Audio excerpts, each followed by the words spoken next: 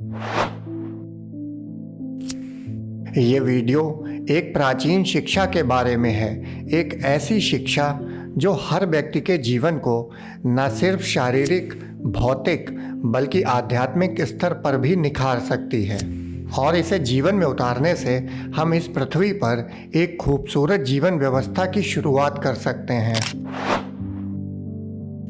विज्ञान के अनुसार ब्रह्मांड में जो कुछ भी स्थित है वो लगातार स्पंदन कर रहा है। एक अदृश्य ऊर्जा हमारे जीवन को प्रभावित करती रहती है।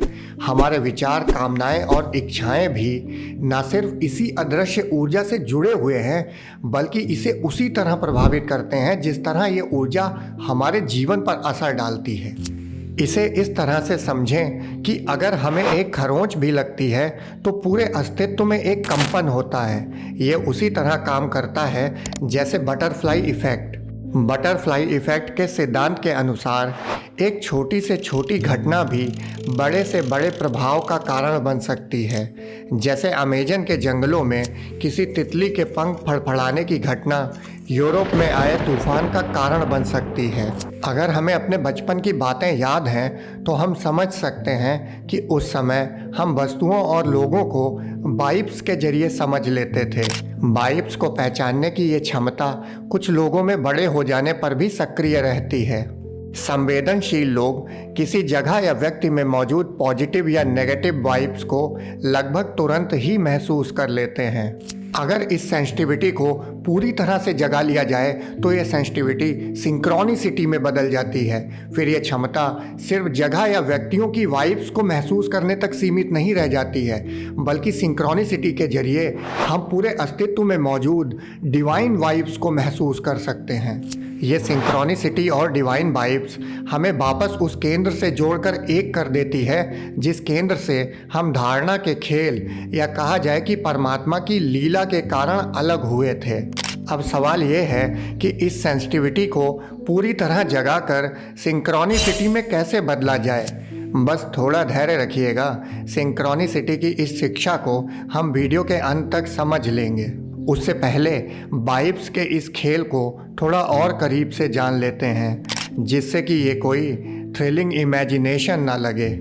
विज्ञान ने इस सदी की सबसे महत्वपूर्ण खोज की है जिसमें उसे पता चला है कि हमारे शरीर में मौजूद सेल्स नेचुरल फ्रीक्वेंसी पर वाइब्रेट कर रही हैं और ये वाइब्रेशन सूक्ष्म रूप से हमारे शरीर की बाहरी स्थितियों को भी बदलते रहते हैं। हमें लगता है कि हमारा बाहरी जगत ठोस और स्थिर है लेकिन वास्तविकता में ऐसा नहीं है। वास्तव में ये छोटे छोटे पार्टिकल्स से बना हुआ है जो अलग अलग स्पीड और फ्रीक्वेंसीज पर लगातार गतिशील हैं और ये पार्टिकल्स न सिर्फ वाइब्रेट कर रहे हैं बल्कि तरंगों के रूप में ऊर्जा भी बाहर छोड़ रहे हैं। इन तरंगों में उनकी धीमी या तेज गति के अनुसार अलग अलग लेंथ और फ्रीक्वेंसीज होती है।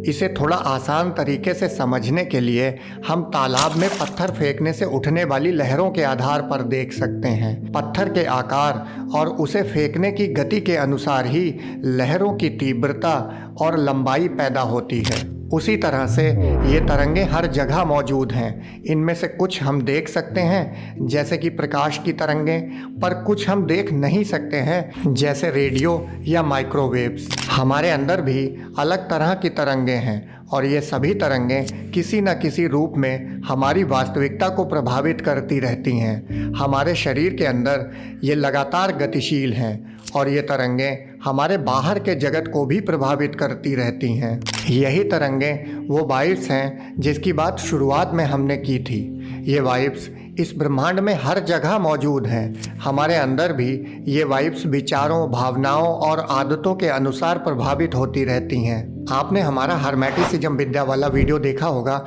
उसमें मैंने बताया था कि हमारे विचार ना सिर्फ हमें बल्कि इस पूरे ब्रह्मांड को प्रभावित करते हैं और दूसरा, निर्विचार की अवस्था में हम डिवाइन फ्रीक्वेंसी से वाइब्रेट होते हैं। डिवाइन वाइब्स शून्य की अवस्था है और शून्य में ही सब कुछ समाया हुआ है। ये स्पष्ट है कि पॉजिटिव वाइब्स रखने के लिए हमें अपने विचारों के प्रति सतर्क रहना है और ध्यान के प्रारंभिक चरण हमें विचारों के संबंध में जागरूक रखने में बहुत मदद करते हैं। ध्यान करने से हम बाकी समय भी विचारों के प्रति जागरूक रह सकते हैं। यहाँ इस शिक्षा के कुछ नियम बता रहा हूँ। इन्हें फॉलो करने से हम अपनी वाइब्स पॉजिटिव तो रख ही सकते हैं, साथ ही डिवाइन वाइब्स का अनुभव भी कर सकते हैं।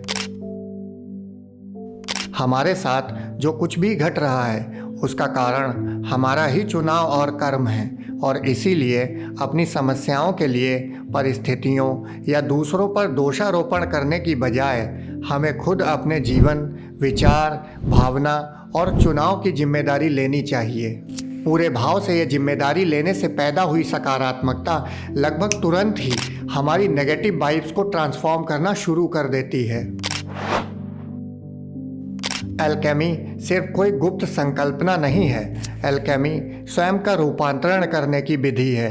हमें सिर्फ नींद में जाने के लिए ही आंखें नहीं बंद करनी हैं, बल्कि कभी कभी शांत होकर कुछ देर के लिए आत्म अवलोकन करना है। यहाँ ध्यान की बात नहीं कर रहा हूँ, बस आंखें बंद करके अपने अंदर दबी नकारात्मकता को देखें, क्योंकि खुली आंखों से हमारी ईगो हमें धोखा दे सकती है, लेकिन स्वयं के भीतर तो हम जानते ही हैं कि हम कैसे हैं। इसीलिए आंखें बंद करके देखना जरूरी है। नकारात्मकता देखने का भाव ही सकारात्मकता बन जाता है, जिससे हम अपने अवगुणों की ऊर्जा को सद्गुणों में बदल सकते हैं। हम सभी, चाहे वो मनुष्य हो या कोई भी जीव जंतु, हम आपस में एक दूसरे से जुड़े हुए हैं, और इसी आधार पर जब हम किसी और की मदद करते हैं तो एक तरह से हम स्वयं की ही मदद कर रहे हैं। सभी के प्रति करुणा और सम्मान का भाव रखने से गहरे में हम स्वयं के प्रति भी यही भाव रख रहे हैं। इसके विपरीत जब हम किसी को भी नुकसान पहुंचा रहे हैं या जानबूझकर उसका दिल दुखा रहे हैं, तो हम यही काम खुद के साथ भी कर रहे होते हैं। हमें निश्चित तौर पर याद रखना चाहिए कि इस अस्तित्व में हर चीज़ एक दूसरे का रिफ्लेक्शन है। जहाँ तक हो सके मांसाहार ना करें। सेंसिटिव जनजातियाँ अगर सर्वाइवल के लिए भी शिकार करती थीं तो शिकार करने के बाद उसके पैर छूते थे, पर यहाँ सिर्फ स्वाद और मज़े के लिए लोग मांसाहार कर रहे हैं। मांसाहार करने से हम बहुत ज़्यादा नेगेटिव वाइब्स और बैड कर्मा कलेक्ट कर लेते हैं। कर रहे हैं तो गिल्ट मत लें, बस छोड़ दें। मैंने भी कभी किया था, लेकिन अब ये मेरे लिए संभव नहीं है। ये करुणा का भाव न सिर्फ हमें पॉजिटिव वाइब्स से भर देता है, बल्कि इससे कर्म भी बहुत जल्दी कट जाते हैं। हमें अपने इन्वायरमेंट का भी ख्याल रखना चाहिए, क्योंकि इन्वायरमेंट भी हमारा ही रिफ्लेक्शन है। जब भी हम अपने पर्यावरण को प्रदूषित करते हैं, हम खुद को ही प्रदूषित कर रहे होते हैं। जब हम पर्यावरण का ख्याल रखते हैं, हम खुद का ही ख्याल रख रहे होते हैं। अभी सुनने में तो ये किसी इन्वायरमेंट क्लास का लेक्चर लग रहा होगा, लेकिन करके देखने से हम ये जान जाएंगे कि ये कैसे हमें पॉजिटिव वाइब से भर देता है। ये सिर्फ कहानियाँ नहीं हैं कि हमारे ऋषि मुनि नदी, पहाड़ और पेड़ों से कम्युनिकेट कर लेते थे। हाँ, निश्चित तौर पे ये कम्युनिकेशन वर्बल नहीं होता था, लेकिन सिंक्रोनिसिटी और वाइब्स के जरिए वो इसे महसूस कर सकते थे। हमारा आध्यात्मिक होना सबसे ज़्यादा महत्वपूर्ण है।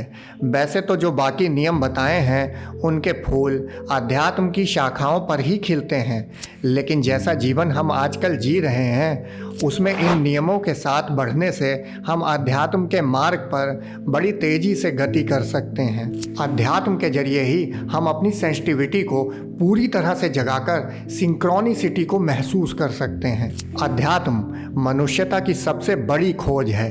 अध्यात्म की यात्रा को हमें अपने जीवन का हिस्सा बना लेना है। योग मार्ग तो कठिन है और बिना किसी गुरु के इसका अभ्यास करना मुश्किल है, लेकिन ध्यान और भक्ति मार्ग सहज हैं। शुरुआत में सिर्फ 21 दिनों के लिए ये प्रयोग करके देखें। एक बार अगर हमने सिंक्रोनिसिटी को महसूस कर लिया, फिर खुद इसका विस्तार हमारे अंदर होता चला जाएगा। वीडियो पसंद आया हो तो लाइक और शेयर कर दीजिएगा ताकि ज़्यादा लोगों तक ये शिक्षा पहुंच सके। बाकी वीडियो देखने के लिए आप सभी मित्रों का धन्यवाद।